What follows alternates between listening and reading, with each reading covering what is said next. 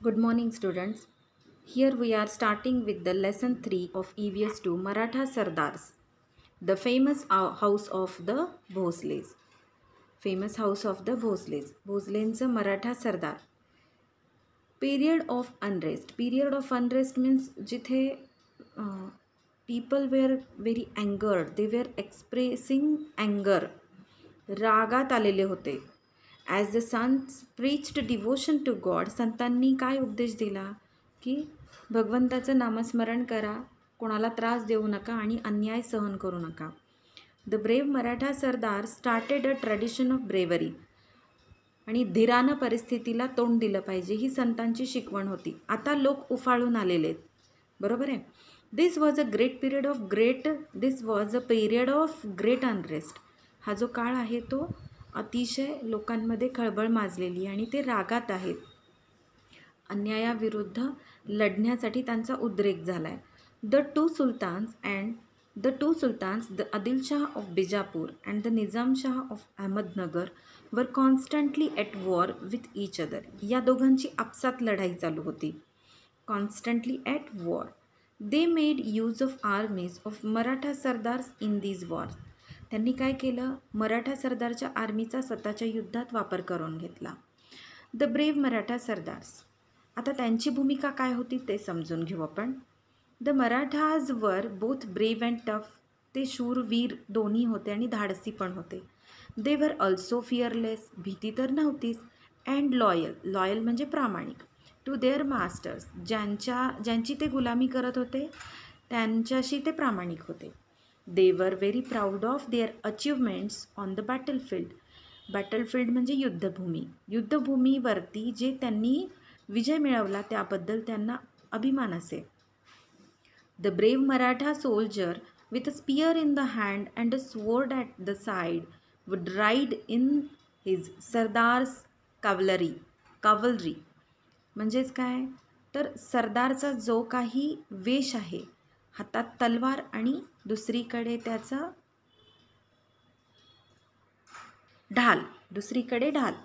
All the Maratha sardars had their own private armies. प्रत्येकाची स्वतंत्र अशी सेना होती.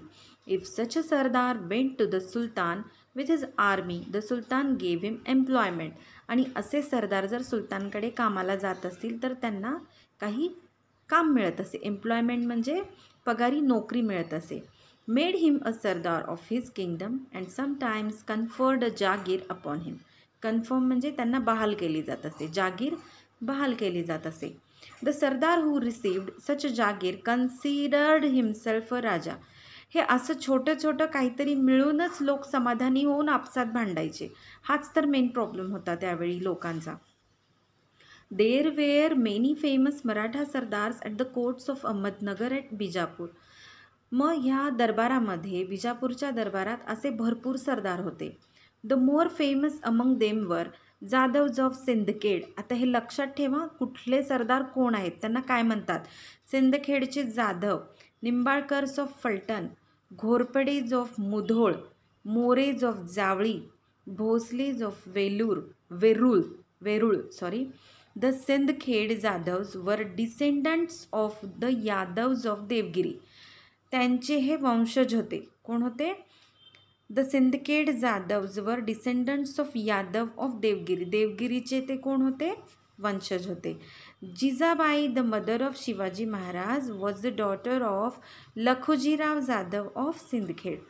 सिंदखेडचे जे लखोजीराव जाधव आहेत त्यांची, हे बघा इथे दिले, Jijabai the mother of Shivaji Maharaj. Shivaji महाराजांची आई कोण? जिजाबाई. या कोण होत्या? कोणाची मुलगी होत्या त्या? लखुजीराव जाधव. सिंदखेडचे लखुजीराव जाधव. पहा इथे शिवाजी महाराजांचं किती छान चित्र दिलेलं आहे. Page number 10 is here. The Bhosales of Verul. Maloji Raje Bhosale the patil of Verul. कोण होते हे मालोजी राजे भोसले? वेरूळचे पाटील. The patil of Verul was a great devotee of Maloji Raje Bhosale the patil of Verul was a great devotee of Shiva. शिवभक्त होते हे दोघं. बाबाजी राजे had 2 sons. Maloji Raje was the Elder and Vithoji राजे वॉज द यंगर. बाबाजी राजेंना किती मुलं? 2 मुलं. त्यांच्या 2 मुलांची नावं काय? मालोजी राजे आणि विठोजी राजे. इथे आपल्याला मॅच द पेयर्समध्ये या गोष्टी विचारतात, त्यामुळे तुम्ही हे लक्ष देऊन रीड करा. Babaji Raje Bhosale had the rights of a patil in the Verul village. Babaji राजेंना कशाचे अधिकार मिळाले होते? पाटीलकीचे. म्हणजे पूर्वी गावात पाटील असायचे पहा, आणि तेच सगळं कामकाज पाहत होते. तर असे हे त्यांना अधिकार, राईट्स इन द सेन्स अधिकार मिळालेले होते.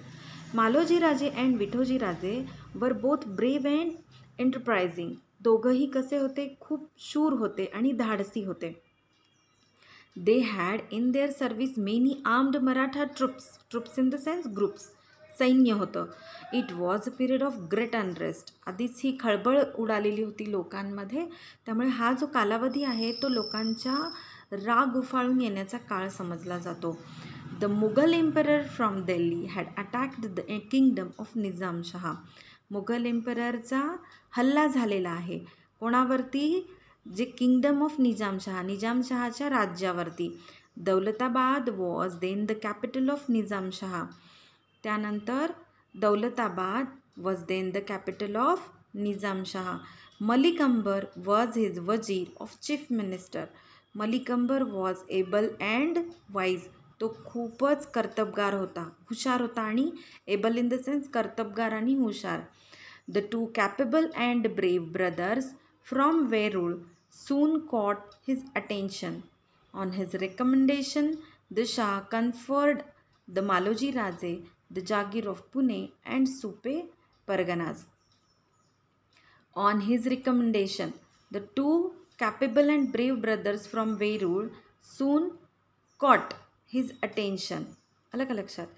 On his recommendation, the Shah conferred on Maloji Raje the Jagir of Pune and Supe Parganas. The 2 capable and brave brothers from Veroor. कोणते 2 capable brothers? Maloji Raje and Vithoji राजे.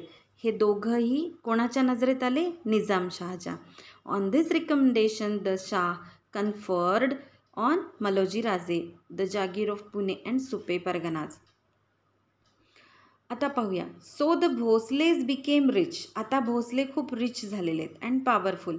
Maloji Raje's wife was Umabai. यांच्या वाईफचं नाव काय? Umabai. She came from the house of the Nimbalkars of Phaltan. कुठून आलेल्या त्या? फलटणच्या निंबाळकरांच्या घरातून. They had 2 sons, Shahaji and Sharifji. किती? त्यांची 2 मुलं, शहाजी आणि शरीफजी. कोणाचे? उमाबाईचे. Maloji Raje was killed in a battle of Indapur. Battle at Indapur. कुठे मारले गेले मालोजी राजे? इंदापूरमध्ये. At that time Shahaji was only 5 years old. Then Vithoji Raje looked after the children and the jagir. Later he asked in marriage for Shahaji the daughter of Lakhojirao Jadhav Jijabai. The daughter of Lakhojirao was well favoured by the gods. त्यांना देवाची दैवी देणगी होती. Favoured by gods in the sense दैवी देणगी होती. कोणाला? जिजाबाईंना. Lakhojirao accepted Vithoji Raje's proposal. Lakhojirao was brave and valiant sardar in the court of Nizamshah. He kept a large army of his own. He commanded great respect and honour at the court of Nizamshah. He celebrated the wedding of Shahaji Raje and Jijabai. कोणाचं लग्न झालं आहे? Shahaji Raje and Jijabai. सरदारांची family कशी होती ते ह्या लेसनमध्ये पाहतोय आपण. विथ ग्रेट पॉम्प, म्हणजे मोठ्या उत्साहात साजरं झालं त्यांचं लग्न. Jijabai became the fortune of the Bhosale family. आता भोसले फॅमिलीची जे कोणी हितचिंतक किंवा त्यांची जडणघडण कोणाच्या हातात होती? जिजाबाईंच्या.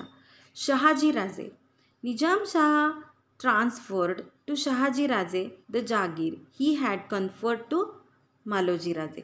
मालोजी राजांकडे जी काही किंगडम होती ते सगळं जागीर निजामशहानी कोणाला दिलं? शहाजी राजेंना. शहाजी राजे was a brave and capable man held in great respect at the court of Nizam Shah. The Mughal emperor decided to conquer the kingdom of Nizam Shah. For this, he made an alliance with the Adil Shah of Bijapur. Malik Ambar and Shahaji Raje fought bravely to save Nizam Shahi.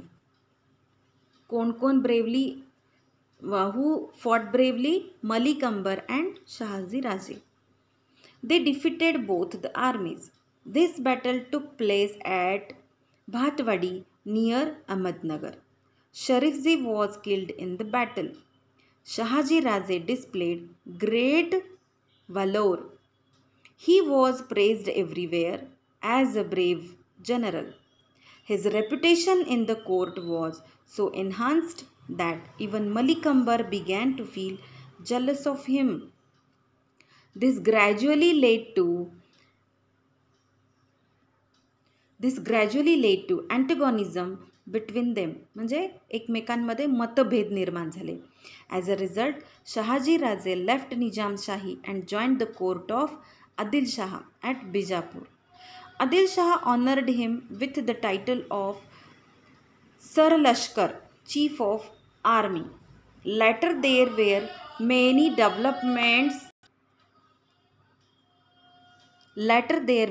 developments in Nizamshahi. नंतर निजामशाहीमध्ये खूप developments झाले.